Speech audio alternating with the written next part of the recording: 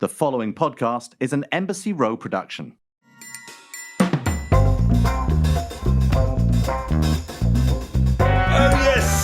We're back. It's the Shaken and Stirred show, and I'm having to remind my podcast co-host that we do actually record this show. That it's not just him and I chatting away to each other, making rude jokes. That in fact that you are here to partake and to listen. Hi everyone. It's another week on the Shaken and Stirred show. Tom, how are you, mate? Very nice. I'm very well. Spring has turned into summer here, so it's in the UK. So we've actually had 2 hot days, which basically is enough.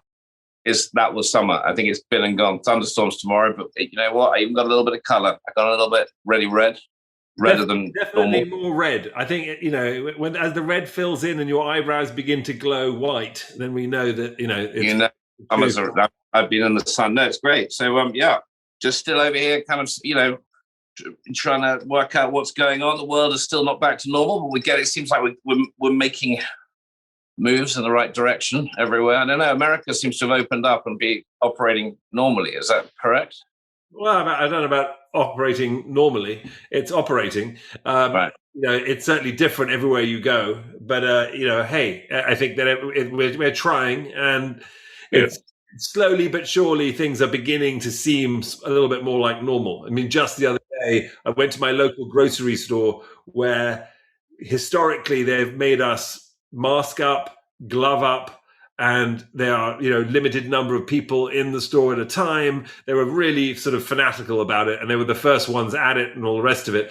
And now they went from all of that to completely no gloves, no mask, no nothing. I mean, open to as many people. It was just it wasn't a gradual. It was just you had to have gloves, mask, and limited number, and now it's floodgates are open. So I went in wearing nothing, just I went in as suggested. And when I went in, every single person in there was gloved and masked. Okay. Well, we know that on the show we don't discuss the dreaded, pandemics or anything like that, and we like to keep a positive spin on things. I've got some very exciting booze news this week. You do? Well, before we get to booze news, you're jumping the gun, old boy. No, I'm not jumping the gun. I'm just telling you that. I'm telling you that. Everyone out there, he's telling me. This is what happens. I'm telling you that before you go and steal my slot, because you're very good at that. You're reminding me so much today of Michael Caine. It's kind of crazy. I don't know what it is. You must have been watching an old Michael Caine movie. Oh, there we go. Thank you. I'll take it as a compliment. I'll be quiet now. There you go. See, that's one way to shut him up, people. What are you drinking, old boy? It's not it's a seasonal drink, but I've got the wrong season. It's called Foragers Fizz. Now, I'm partial to a champagne cocktail. This is quite different. I'm drinking something with Prosecco, which is a summery type drink. Sloe gin, which is definitely something from the sloe berries that you pick on the hedges here, but you do that kind of in the autumn. And a little bit of blackcurrant cordial. I mean, I suppose if you were, it could be called a slow-gasm. That's another word for it. But I just keep it clean. This is a family show. Foragers Fizz will have to do for now. Yeah. And then you can stick a few berries in it, raspberries and things, and there you go. There you've got it. Again, you and I are on the same tip. And when I say that, I'm not talking to the slow-gasm. I'm, by the way, a family show. That's exactly how we actually market Shaken and Stirred, is normally to children and minors, because we only talk about cocktails the entire time. But joking aside, once again somehow we seem to have coordinated drinks, which I don't understand how, because I try to go for something different every time. Oh my god, they even like it. It looks almost like it is the same drink, kind of, as in I have berries floating in mine, and mine is also a country drink. It is called the Country Thyme, and it's but not the thyme, literally thyme, the herb. So I have a sprig of thyme, and what you do first of all is with vodka. It's about 2 shots of vodka, but first of all you get a sprig of thyme, and my wife is taken to growing thyme on our window ledge in our kitchen, and you sort of crush it between your fingers. You put it in the bottom of your shaker. I put the berries in. I put about 10 blackberries in. I then squeezed half a lemon into it. I got my mulling stick and I just mulled it all up and crushed it all together. Then I put the ice in, put the vodka in, shook it, and it's got a little bit of agave as well. I added that in there, and then I garnished it with another sprig of thyme and some berries, and it is delicious. Here we go. Cheers. Cheers. Cheers, my friend. Yeah. It is delicious, actually. It's a little kick to it, and it's very, very summery. But unlike you, Tom, who seem to have dressed for your drink, and you look like a forager with that sweater on. This is what people wear in the UK, which, by the way, he's wearing what looks like a sort of a vest, but it's like a felt vest, something you'd see in the Shire. Tweed gilet. Oh, gilet. A tweed gilet. By Harris Tweed, no less. Yeah, Harris, obviously, of course, Harris Tweed. No, absolutely. It's a sort of timeless number, which, like I said, I think last time I saw that in fashion was during Lord of the Rings. I'm always saying this, but I'm always ahead of the game. I'm always ahead of the curve. No, absolutely. Taking the piss out of my tweed, it's always come straight back round, and it's right there. In fact, you're probably standing there wearing it on the catwalk, whatever. Every time I'm ahead of the curve on this one. You know that. So therefore, tweed is going to make a comeback again soon. Obviously. Absolutely, without a doubt. And by the way, I just feel very touched that you think I still walk on the catwalk, which, although it's been about 30 years. But thank you, Tom. I'll take it. That's, for sure. I think it's time for a comeback for me to be on the catwalk, actually. But hey, booze news, and apparently you've got some. I do have some. I've got some. You know how we like to, all our booze news is generally positive and upbeat, which is great, and I think that's the way it should be because our show is positive and upbeat. Anyway, I've got something completely different this time. You can drink, right? So there's a vodka out there, which has been made by the Air Tech company, along with NASA. And this is good. I don't know, really say this slowly. Anthropogenic emissions from CO2, so from burning fossil fuels, can be used with technology to capture the CO2 and convert it to ethanol. And as I said, the AirTech company with NASA then either use the ethanol to make vodka, currently retailing at $75 a bottle. NASA used the ethanol to then convert it into glucose to make food for their spaceships, for space. So it's green credentials. You can drink and save the planet. Wow, I like that. But wait a second. Food for their spaceship. So the last time I heard NASA making spaceship, you know what I mean? I mean, come on, Tom. Space, whatever they spaceship. It's like a little boy playing with a little toy running around the garden with it above his head. It's my spaceship, Daddy. Okay. Whatever, astronauts. How about that? There we go. There you go. It's getting all technical now. Oh my God. Well, there you go, people. Booze news a la Asta, the Snapper. Yep. I'm just going to jump straight into this. Hi, everyone. I'm dealing with my co-host, who's a complete and utter mess, as usual. But we have a wonderful guest. Our guest today is hopefully going to make us laugh more than actually my co-host, Tom Astor. She's a comedian. She's a radio personality. We have actually met before. We worked at the same Radio Andy. Do you remember me at Radio Andy when I had the gentleman? Of course, I used to listen. Of course. She's such a liar. She's not a very good liar, but hopefully she's a better impersonator, which is what you're going to know her as, because she does impersonations of the Real Housewives, and she's a regular Watch What Happens Live. And she has her own show on Radio Andy called Reality Checked, and has a new cookbook, Cook It, Spill It, Throw It, a Not-So-Real Housewives Parody Cookbook, coming out soon. Please welcome Amy Phillips. Amy, how are you? Hello. Cheers to both of you. Look at that fabulous thing. Cheers. Cheers. Oh my God, our drinks are the same color. We're so coordinated. That's and I even have a little green thing hanging out the edge of mine. What are you drinking, Amy? Okay, you guys, let me take a sip. So delicious. This is called the Seasoned Spritzer. It's from my cookbook, co-written, obviously, by a real chef. I am not a chef, Chef Stuart O'Keefe. And this is a Seasoned Spritzer. Play on words of cease and desist, obviously. Thank you for that.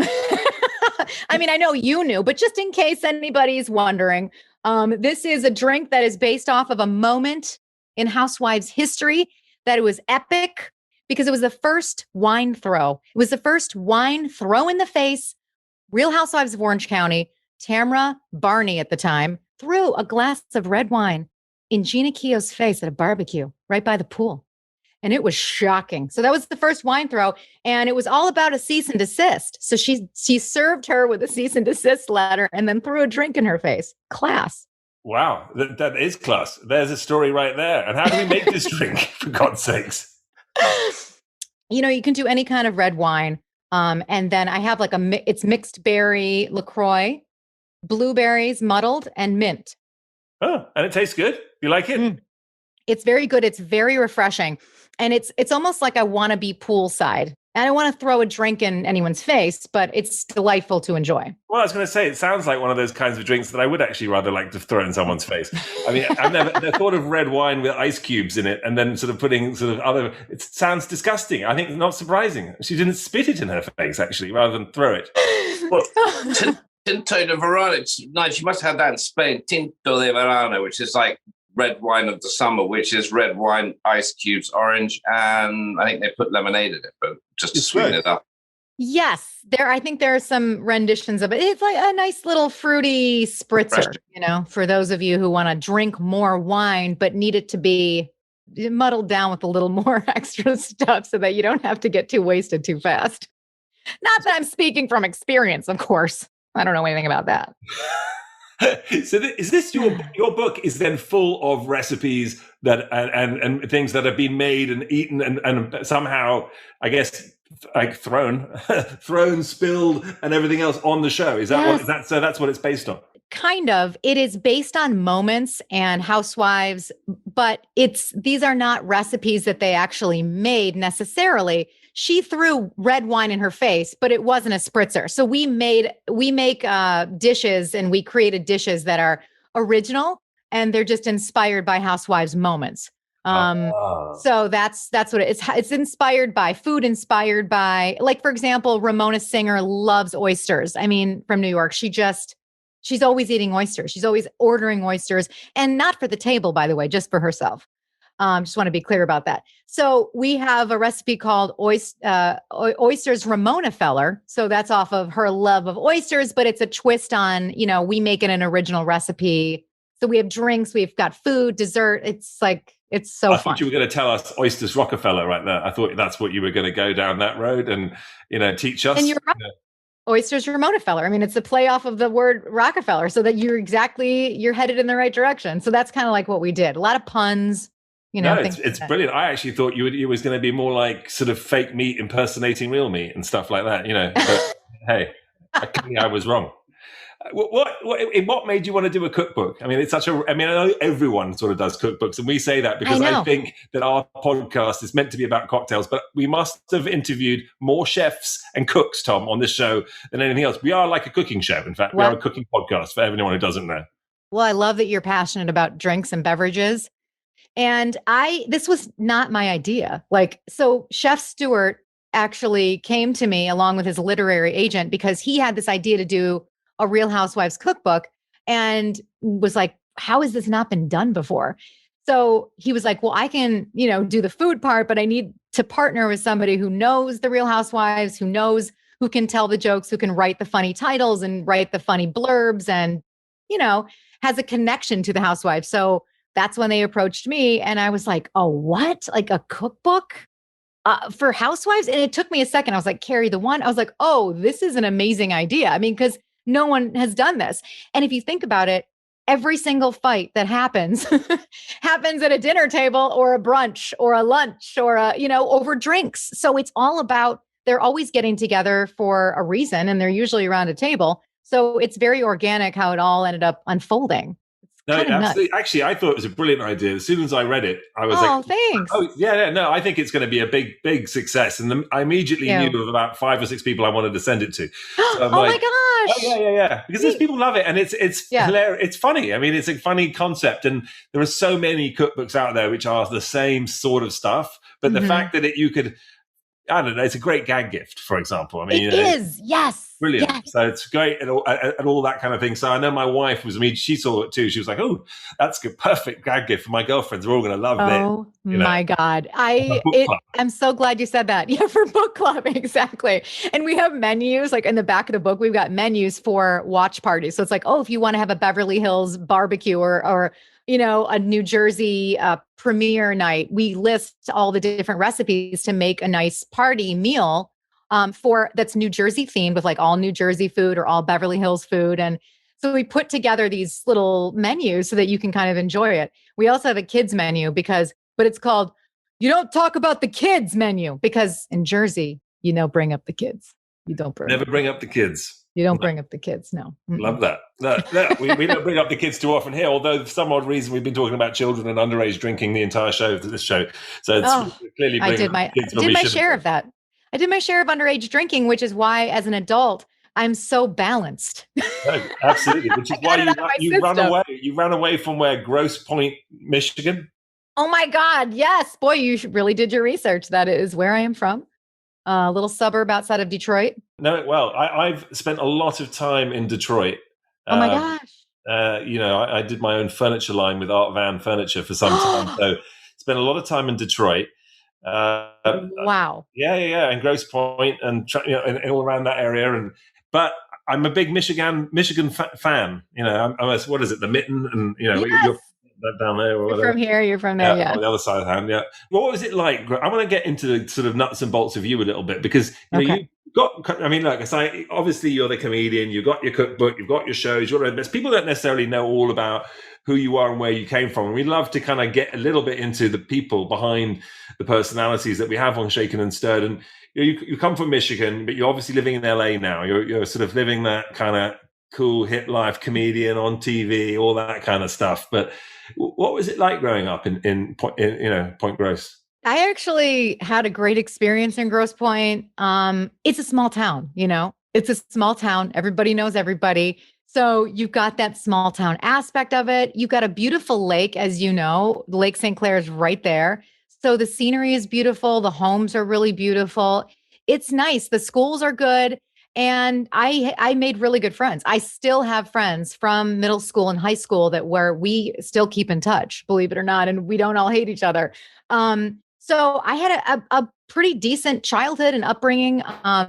I think Grosse Pointe is somewhere where you can get very comfortable, stay there, never leave. And I just was never that type of person. I always felt different from everybody there. I always felt not like an outcast, but more just, I wanted something different for my life. And I knew that I had that within me. You look around and I'm sure it happens in every small town where it's like, oh, okay, well, you grow up, you get married, you have kids, you do the thing, blah, blah, blah, you get the house. But I just, I couldn't foresee that necessarily in my future. I tried that. It didn't work for me. So I had to. When you say small town though, is that, I know is it a suburb exactly? Because I'm trying to remember. But isn't it very well to do? Isn't it in Grosse Pointe? It is. Yes, it's very well to do, and there are a lot of really nice suburbs around Detroit. That's one of them for sure. But I also loved being close to the city of Detroit. So I went to Wayne State University. And I worked downtown, and I loved being in the city of Detroit. And that is before now. I'm sure if you go back, it's like. You mean a completely different story. There are pockets of like amazing art districts where things have just turned around and have just blown up, as far as Detroit is concerned. And I always get protected when people, they'll joke about like, oh, you get shot in Detroit. It's like, oh, I love Detroit. Just like, step off, because it has been through a lot. Detroit has been through a lot. And you can see that now with just culturally how they've exploded, artistically, in with food and restaurants and architecture. My brother is an architect in Detroit. And I loved going to the college there. I worked in an advertising agency downtown Detroit. And when I went back after several years, and I hadn't been downtown in a while, and I saw like on Woodward Boulevard, just like a Nike store and was it Amazon or not Amazon? Some big company. You've got Shinola and you've got all kinds of things. Oh, Shinola. Oh my gosh, that's a perfect example.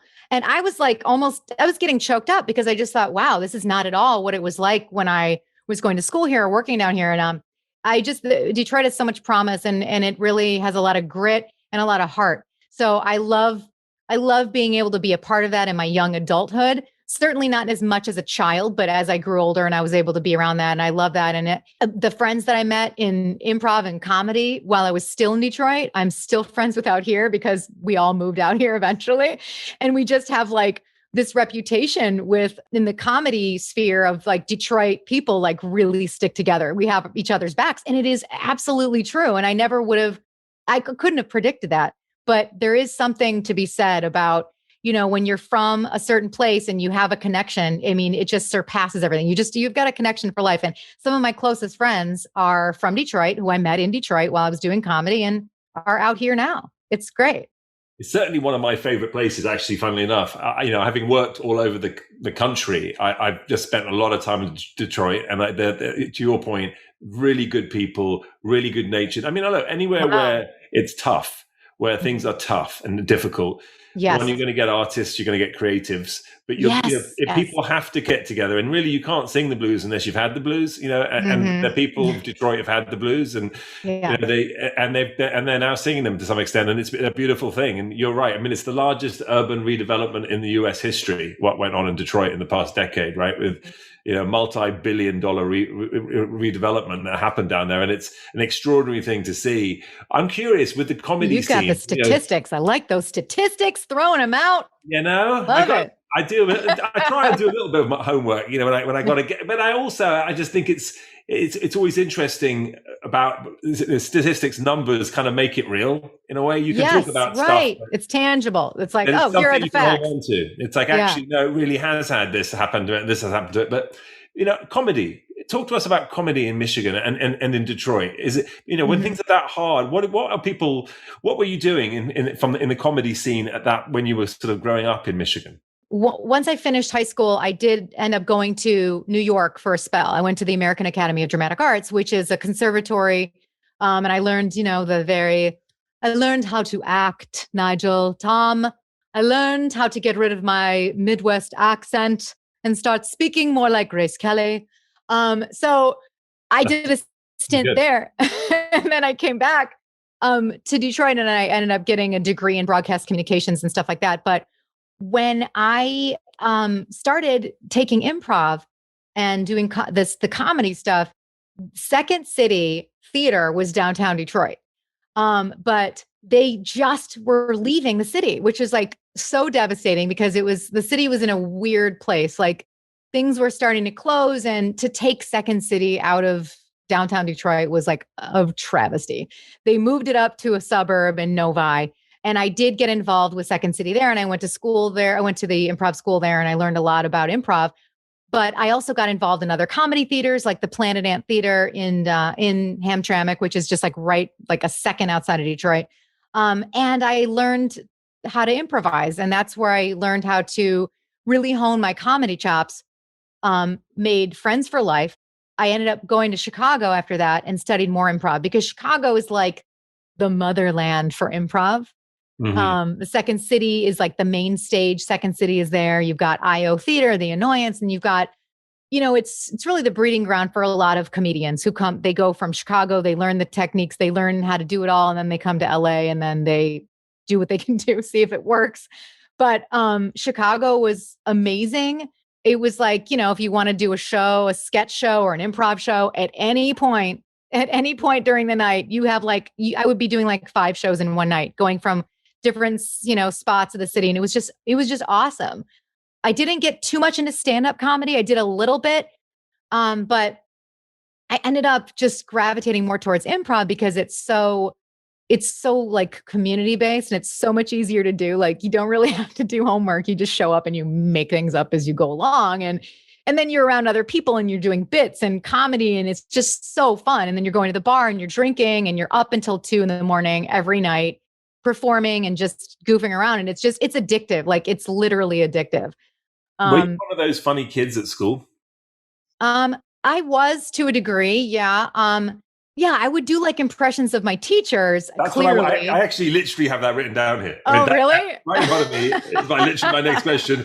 Did you ever impersonate your teachers at school? I mean, you just said my next question because that's what that's exactly right. Because people have to do those kind of crazy things, but there was always a kid that was good at it. Were you that kid? You were the kid Yeah, that would just... I was that kid. I was definitely that kid. I mean, I had no choice, I mean, what am I going to do? And, you start to get laughs and you realize like, oh, this is really fun.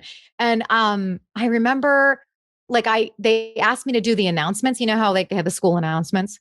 So in high school, they asked me to do the school announcements. I was like, oh, whoa, this is really the shit. Like, this is I get to do the school announcements. So then I used to do impressions of the teachers on the school announcements. That's brilliant. And because sometimes they would have an announcement about what's up, up and coming, about like caps and gowns and stuff. So I would read it in the voice of a teacher saying like, get your money in for caps and gowns.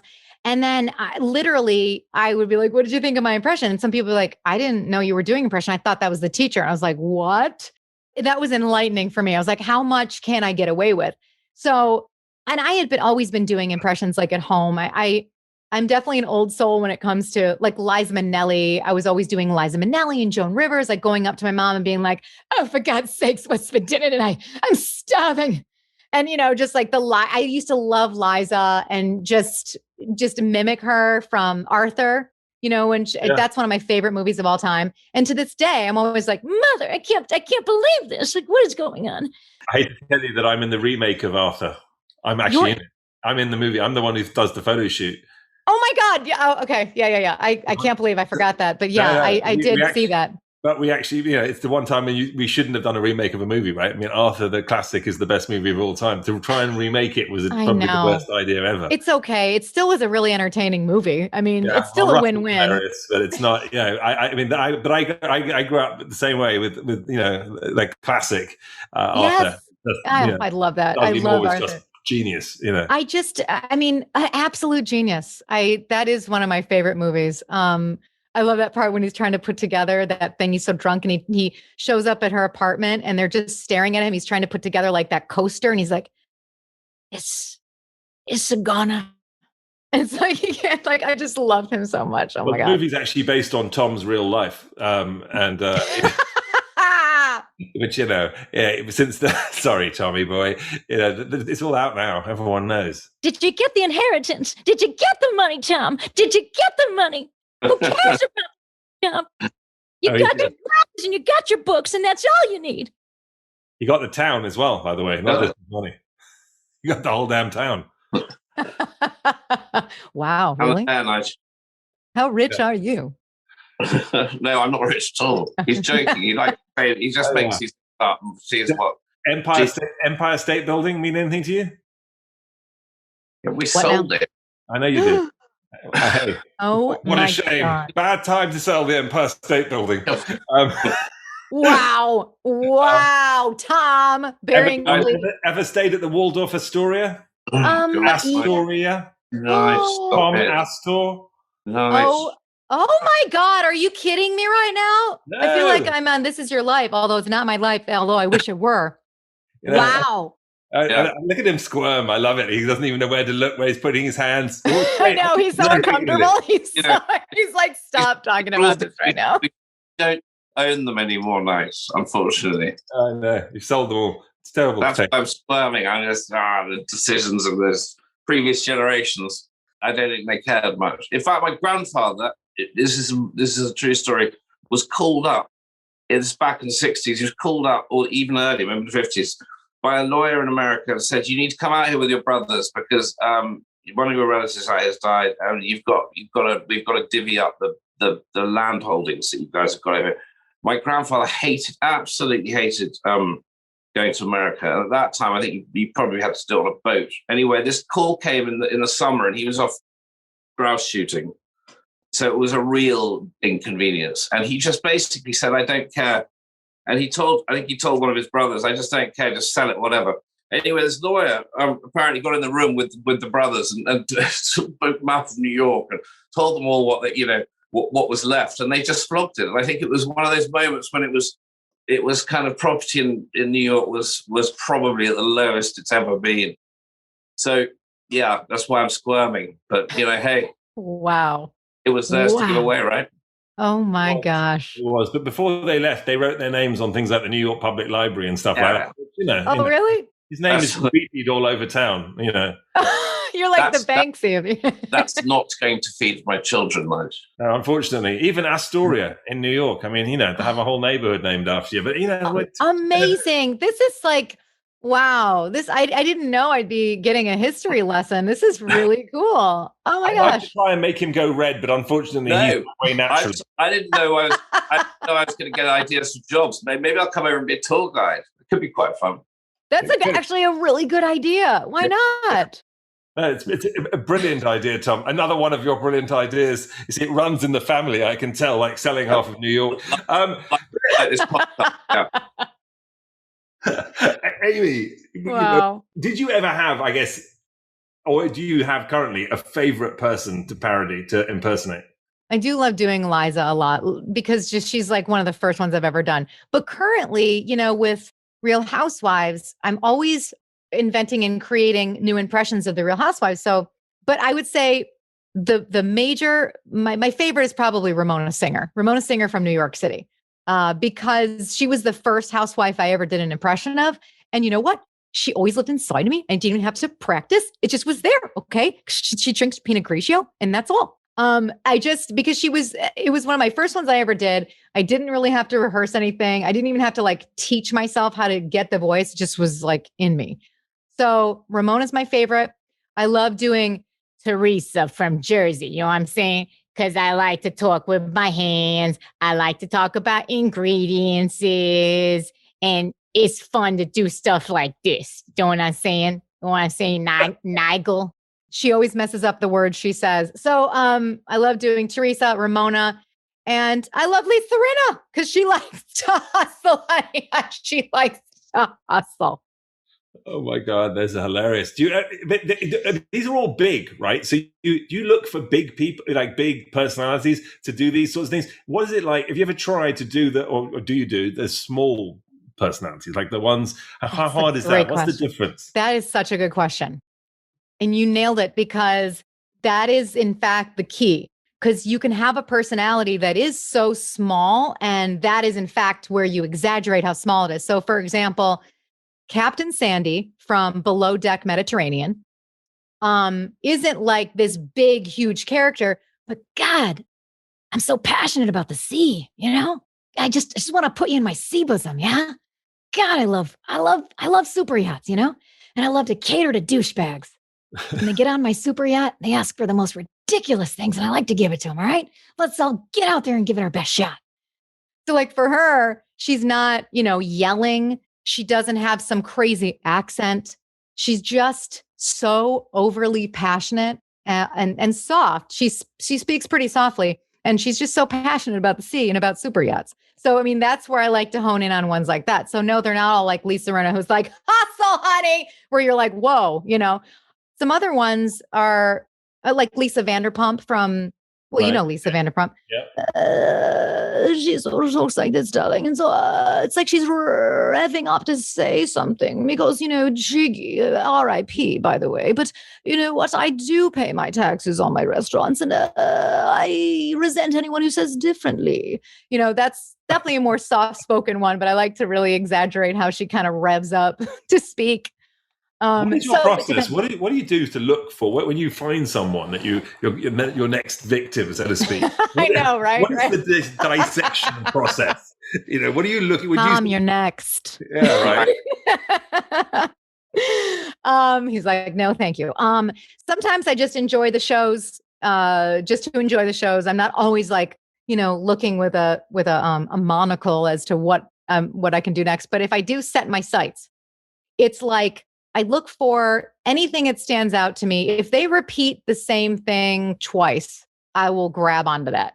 So for me, for example, with Lisa Rinna, she said in one season, it was the first season she was on, I think she kept saying, she said, own it a couple of times. And I was like, oh, I'm going to double down on this. And so I'm just going to be like, own it, own it, own it, own it. You got to own it. You got to own it and you got to hustle. So I try to find a phrase that they say over and over again, or at least once or twice. And then I exaggerate that. You know, with Ramona Singer, it's oh my gosh, I'm really sorry. So it's oh my gosh. And so it's always trying to find that little key phrase and exaggerating that, because it's like a hook. You want to have something that you can hold on to and exaggerate for sure for comedy purposes. And so recently Kyle from Beverly Hills is sort of a newer impression I've been doing the last like year or so, but she's so subtle that it took me a really long, I mean, she's been on Beverly Hills since season 1. And I just started doing her like a year and a half ago, because she's not like a huge cartoon character, but she's really subtle. And one of the things that she would say a lot was like, just be honest, like, come on, just be honest, just tell the truth, just be honest. And then she always does like kind of like a tongue, like a Cher thing, like she's always licking her lips. So if it's physical with like I a saw tongue your lick. impersonation, that one you did recently of her, where she was trying to put the plug in the wall or something, or the socket plug, licking her lips from side. That was hilarious. I mean, those facial gestures and all of that kind of stuff too. You're looking for those sorts of tics, or is it something that they do that is like repetitive? Yes, absolutely. Like with Rona Singer, it's like, I got to do my eyes really big. With Teresa, it's like, I got to kind of hunch over a little bit and use my hands. And with Kyle, like I said, with the lips, it's definitely, if I can get the physicality of it, that is very helpful. If I'm doing Bethenny Frankel, which is exhausting because she taught I can't like a time, like a story, or like, what do you own? Like in like New York, like who, like why, like what? And like, what's your neck? Like, I'm going to buy like London, like who, like, and sell like Skinny Girl, like be strong. Like she never finishes a sentence, but she's always at that just breakneck speed when she talks. So it's also finding the pace of their voice, and it's like music. I mean, when I'm studying to do a new housewife, it's almost like learning a composition of music. How fast is it? Is there staccato in their voice? Does the octave go up? Does it go down? Are they at one key? Are they, so like when I was working on Margaret Josephs recently, she's from New Jersey. She was really hard to get. And my process for her was, and has been for other ones since you asked, it's like watching a lot of footage, recording on my voice memos on my phone, recording their voices, listening to it back, trying to find something that grabs me, watching them over and over again, and really studying them. And with Margaret, it took a long time, and then finally figured out she sort of starts up here and then she goes down here. So it's kind of like music if you do this. So the thing is, and then also the face, if you're noticing the face, is kind of like this. It's a little fishy. It's a little out here like that. And she drags things out. So it's really finding, that took a long time to get that one, because it's so complicated. You wouldn't think it would be, because once it becomes obvious to you, it's like, oh, duh, that's how she sounds. But for me, it took a lot of studying and trying to find that in my voice to get there. It's like learning, like I said, a new piece of music. Do you have to get into those body shapes that you're talking about and the facial expressions? Yeah. Is that like almost, does it actually help you? Yes. I don't know. Find the voice. Yes. Find the voice. You have to kind of imitate. If you don't imitate, you can't just have the voice. I completely agree. Because if I make that face, it helps me find the sound. Because if you're making the face, the sound will come out the way that it comes out of their mouth. So yeah, if I'm making the facial expressions, it helps. Like with Ramona, it's like Allah smiles like this, because her teeth are always out like that and her eyes are up like this. So if I tighten things, also, by the way, I mean, like, I'm gonna have to get more work done. I'm gonna have to get work done on my face so I can keep up with these housewives, because I mean, they're evolving faster than I can keep up. Their faces are changing, and I'm having a hard time. Makeup can only do so much. No, without a doubt. No, but don't do that. You look great. No, don't. Okay. Yeah, please. Yeah. You're gonna have to fake it. You're gonna have to do something. I know. It's just like when I do Lisa Rinna, it's like I look at myself. I'm going, I am a clown. I'm a legit clown, because I have to really overdraw the lips. Do people come up to you and ask you to just do things? Do people like, imitate, personate? Yeah. I mean, I think it usually comes out pretty naturally. Well, with the pandemic, I haven't really seen anybody. And you know what? Cameo's fun, because then I get paid to do it. People will ask for a cameo. That's hilarious. That's always nice. People will request you to do different impersonations on Cameo then. That's what your request. It's really fun because a lot of the people that request me listen to my show. So I sometimes I have a connection with them anyway. And they'll tell me, oh, my wife listens to your show. She loves it. She loves, if you could do, Gina from Orange County and Dorinda from New York City, and if you could do Lisa Is that Vanderpump. just because they can't afford to get the real people to do it? Their Right. camera. Oh, 100%. And I'm like, I'll give them all to you right now for the very low price of $50. So it's kind of awesome. People. Discount housewives on Cameo. Discount. I got your warehouse prices right here, baby. No problem. Okay, I want you to do for me. I want you to do the Queen of England. You must be able to do her. Oh, the Queen of England is kind of like this. I'm not quite sure. I don't quite like the Oprah interview at all. We're on the up and up. I don't know if that's probably terrible. There you go. I don't know, Tom. Insulted both of you. I Really think you sound like Princess Anne, which is the Queen's daughter. So you're pretty close. I'd say that's pretty good. Okay, next time I'm on your show, I will deliver you a Queen impression. Can you do that? How difficult is that, though, to become a nonagenaric? I mean, it's literally that really is impersonating someone who's 90 years old. I mean, that's, that's got to be quite difficult, facial expressions or not. I mean, you're really... I can do it. I just need a day. I just need one day. You have to put like a hot potato in your mouth and try and juggle it around. Like it's about to burn your tongue at any moment. Oh, that's good. The burning of the tongue technique. I like that. See, you got it. Do you know how to do any impressions? No, I can hardly impersonate myself half the time. So, what about you, Tom? No, terrible. What about like family members? Caricature of myself, so no, doesn't work.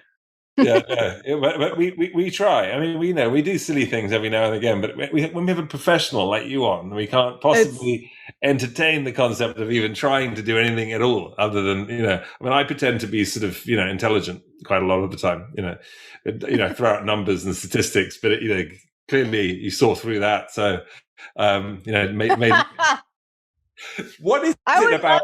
Do like a photo shoot. I would love to be photographed by you in my different characters. There you go. Let's do it. Wouldn't that be fun? That will be fun. That'd be so fun. We'll make it happen. Someday. We'll do something. That would be great. We should do something. We should definitely do that. Why? What was your interest in Real Housewives? Well, my gateway drug my gateway show was the Rachel Zoe Project. Wow. If you remember that on Bravo. And so that was the first impression I did. I was like, who is this character? Because I was always doing, before I turned on Bravo, I was doing character reels and, trying to get on Saturday Night Live. So I was always doing impressions of regular celebrities. And then when I saw Rachel Zoe, I was like, I have to do a video of this because I die. Like it is bananas, like how good that show was. So when I watched that, I was like, oh my God, this is such an amazing character. I've never, who is this person? And then quickly I was watching Bravo and it turned into the Real Housewives of New York. And then I started watching that. And that's when I saw Ramona Singer, who is quite the character. And then from there, I did an impression of Ramona. And with those two impressions, that's what got me on Watch What Happens Live. So they wanted to show those videos. So sure enough, I got to meet Andy that way. I got to meet Ramona in person. I got to meet Rachel Zoe. Rachel Zoe and I did a video together. And the world just started to open up. It was like, well, why don't I just lean into this? Because this is what is inviting me into, explore what I can do with this. Obviously, the material keeps coming. They keep having more housewives shows. It was like Orange County, New York, Beverly Hills, Atlanta. They kept popping up, New Jersey. So I just was like, I'm going to keep doing these videos. And of course, through Watch What Happens Live with Andy Cohen, they were encouraging me to do it. They were like, don't stop. I was like, can't stop, won't stop. And sure enough, it was a great relationship and a wonderful inspiration to have this, opportunity for them to showcase some of the work that I was working on and have a platform to do that. So I owe so much to them for giving me that platform. It was, and it was really organic how it happened. And I just can continue to watch the shows. And I became quite addicted to these ladies, their charisma, their insanity, and their relatability on some level, their faults. And I just kept going. And to this day, I mean, it's been like 10 years that I've been doing this. And now I have a show where I get to talk about these shows every day. It's kind of nuts. It's really bizarre how it happened. Do you ever dream in the actual different personality? Do you actually like do these people haunt you in your dreams? And not as often as you'd think, but every once in a while I'll have a dream. Like the other day, Brittany from Vanderpump Rules is like, "Yeah, I'm gonna expose you and your husband, and we're gonna expose your sex tape," or something crazy like that. Like she was blackmailing me. So I had this horrible nightmare that Brittany from Vanderpump Rules, she's not even on the show anymore, it was blackmailing me in a dream. It was terrifying. And every once in a while I have a dream about a housewife, but I never dream as them. That is so meta that you would ask that. And now I'm totally, guaranteed it'll happen tonight. I'm probably going to dream I'm just trying to figure out whether you're actually an impersonator or it's just multiple personalities. I know. Well, I ask myself that sometimes too. And I've talked to a professional, and apparently I'm just a comedian who's trying to get work. I'm like Tootsie. I'm like Dustin Hoff. Another movie do you like Tootsie? Of course. I've always loved the Tootsie. Love Tootsie. So I'm kind of like Tootsie, I mean, they don't want me. They don't want me as a regular actor. I was trying to be a regular comedic actor. I can't get jobs as that. So I'm dressing up as other people. So that's essentially my life story. Why not? What about men? Men. Do you like men doing men impersonations? I do. Do I like men doing men impersonations, do you like doing men? Oh, yeah. Male voices. Yeah, every once in a while, yeah. Sorry, before you answer that question, you said again, do you like men? Do you like doing men? I mean, what is this with? And I just, why can you talk? Jesus, nice. Like, keep it like, remember, it's a family show. Anyway, sorry. Keep happening. And with all due respect, I love doing men. So I said it. There we go. Now, would you like to rephrase the question properly? I love doing men, and I'm not afraid to say it. And I also like impersonating men. There we go. That's the word. I do a couple of them. Who's the like for Vanderpump Rules? Tom Schwartz. He's like, "Oh, baba, baba, baba, baba, baba, baba." Like that's pretty much it. And then who else have I done? Oh my gosh, Kyle Cook from Summer House.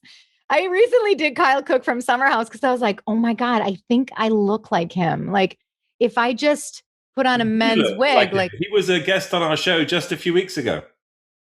Oh my God. So was he talking about Loverboy? He was Loverboy. Get the numbers out on Loverboy because we got to roll it out, right, Amanda? Come on, Amanda. Yeah, so it kind of like sounds like my Captain Sandy impression, actually. It's like sometimes I rob from Peter to pay Paul. But I just knew that I could probably do an impression of Kyle if I put a wig on and I did like the stippling of the beard and everything. And if I just smiled just right, I was like, I can just get away with it. So I did an impression of him.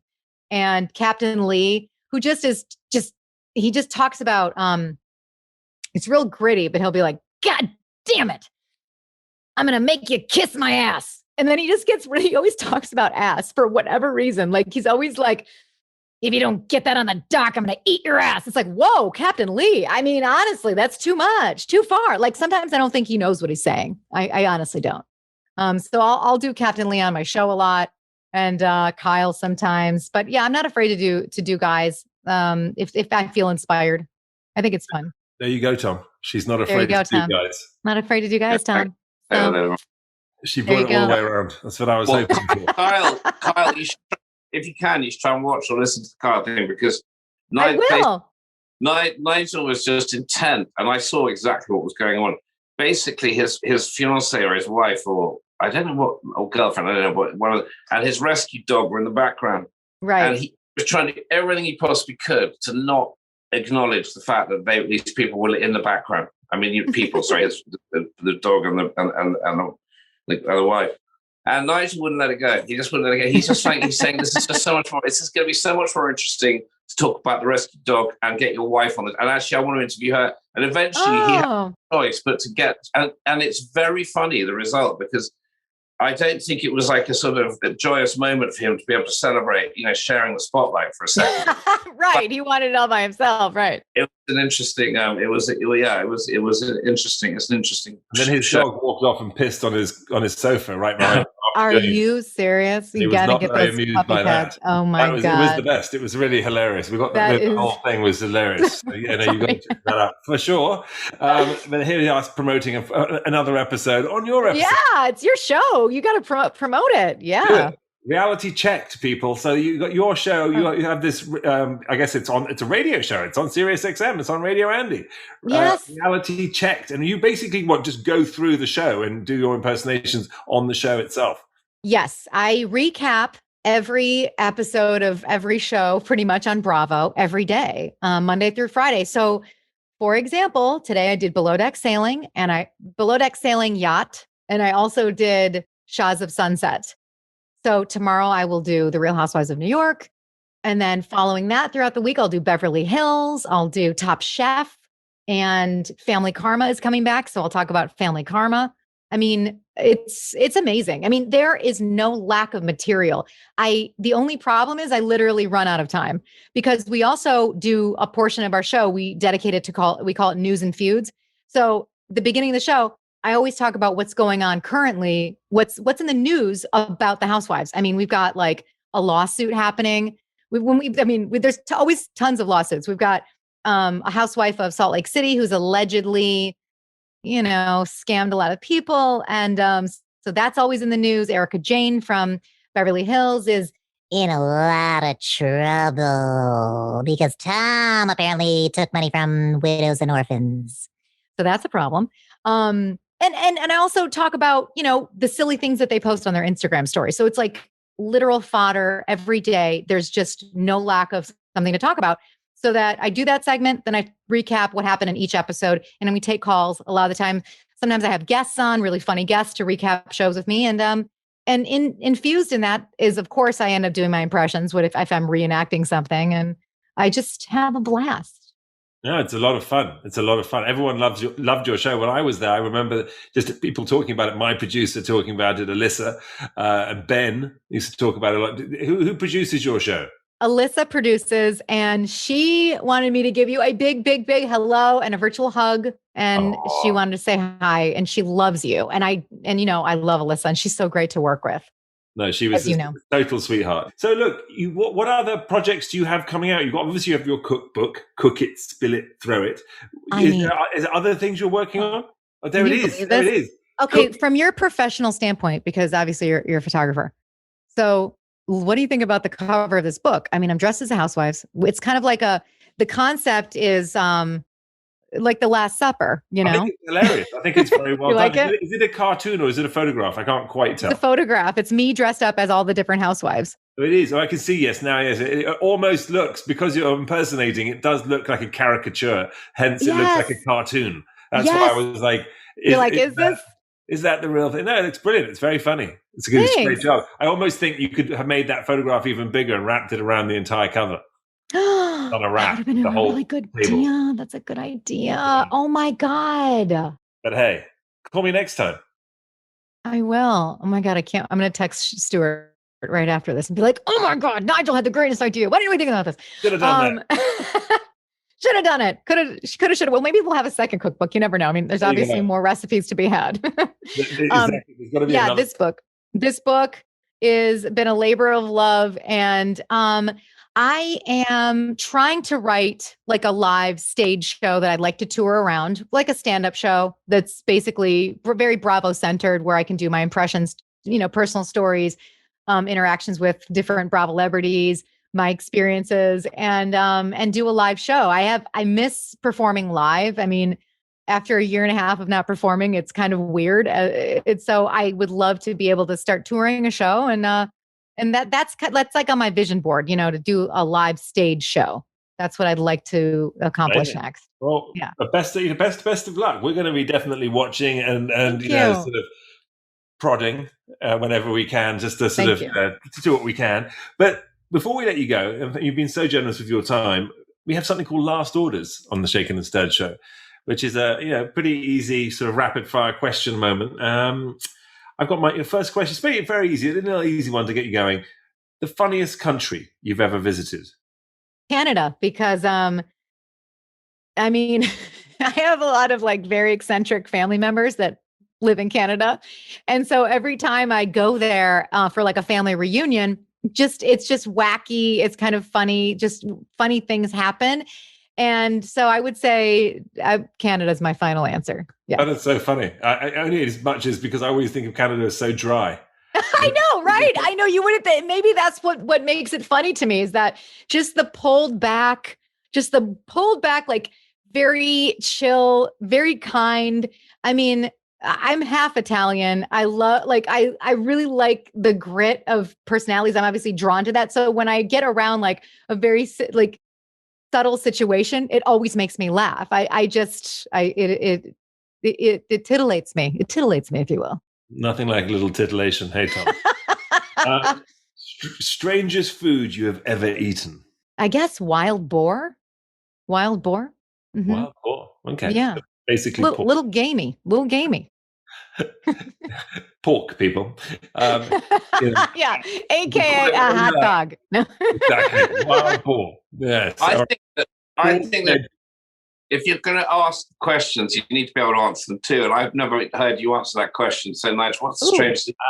Okay, so it's not. I'm the interviewer. I'm not the question. I don't. You can't ask questions. Alligator. Oh, I've had alligator too. You probably had it in Detroit. Nothing like a little alligator steak. Geographically, not the right place. I mean, I know it's not. It's not. But they don't grow there. So they take them all the way from Florida. Well, Tom, since you just asked me that question, you got to answer it too. Yeah, now. Tom, let's hear. Goat brains, eyeballs, as well in the same meal. That wasn't ideal. Oh, yeah. Pardon the pun. Sorry. I actually didn't mean to do that, but it was quite. It wasn't ideal. It wasn't my ideal meal. Not a comedian, mate. Ideal. Yeah, Morocco. All right. Wow. What gets your goat and what floats your boat? Wow. I feel like I'm on James Lipton, the actor studio right now. That's a really good question. What gets my goat? This is even pre-pandemic, like just the simple things, like when you're out at a store or in line, like why you get so close? Like, let's just have our space, don't get so close. Let's just give a little, you're in line at the bank. Why are you up on my heel? There's nobody moving in front of me. I can't move forward. I loved when I went and got my COVID vaccine, how they have the little steps and you have to like stand on the little stickers or whatever. I'm like, this is my dream. No one's near me, like breathing down my neck. Like, can we keep this going? So that gets my goat, real deep. Right. And, what floats my boat? Ooh, humor. I love funny. I love dissecting like the minutia of life in funny ways and connecting with people on that level. I love connecting with people through humor and finding the funny things in life, because if you were not laughing, it's a travesty. I mean, you gotta laugh, right? You don't laugh, you're crying, right? So it's true. In the movie of your life, who would you have play you, Amy? I love this question. Oh my God. Well, I have a kind of a love-hate relationship with Gwyneth Paltrow. I love her. I do love her. A lot of people hate her. I love her. Does she do things that are, maybe go a little over our heads? Yes, but that's why I love her. I'm going to pick Gwyneth because I have an impression of her. And I feel like if I have an impression of her and her goop, then she can do an impression of me immediately. So Gwyneth. Gooping all the way. Just gooping all the way, Nigel. I have one last question for you. Okay. Shaken or stirred? Shaken, baby. Shaken, baby. Shaken, We're baby. shaken. Love it. Amy Phillips, best of luck with everything you're doing. Check her out on Reality Checked on Radio Andy, which is station, was it 102? Is that what is 102 on Sirius XM? I still remember, my memory serves me. Yes. And Cook It, Spill It, Throw It, and Not-So-Real Housewives Parody Cookbook, available for pre-sale right now, but for sale very soon. Best of luck with everything. And thank you so much. So great seeing you. And you too. Well, next time we'll have you in person and we'll have a cocktail. We'll actually Cheers in person. That we want to do. Nigel's like you can impersonate Nigel. You can take when he gets overexcited. It sounds like he's. I always think you can edit this out if you want, but I always slightly think you sound like you're on the lavatory. You get very, very excited. You don't get today's show. We've got the wonderful Amy Phillips. You know, and I'm going, oh my God, Nigel, seriously. Anyway, there's my impersonation. I've been meaning to say that for ages. Oh my God, today's the day. This is the day. Sorry, Nigel. But you've got to laugh, right? No, you've got to laugh, mate. You've got to laugh. I just like the fact that you did that impersonation while eating something too. No, I'm not. It's just unbelievable. You know, I don't want to bury him. No respect here on the Shaken and Stirred show. Everyone, we'll be back next week. Thank you so much for another brilliant show. Bye. Thank you. Thank you so much. All the best. Good luck. Bye. Same to you guys. Thank you very much for listening. That is Shaken and Stirred. We will be back next week with another podcast and another fantastic guest. And stay safe. See ya.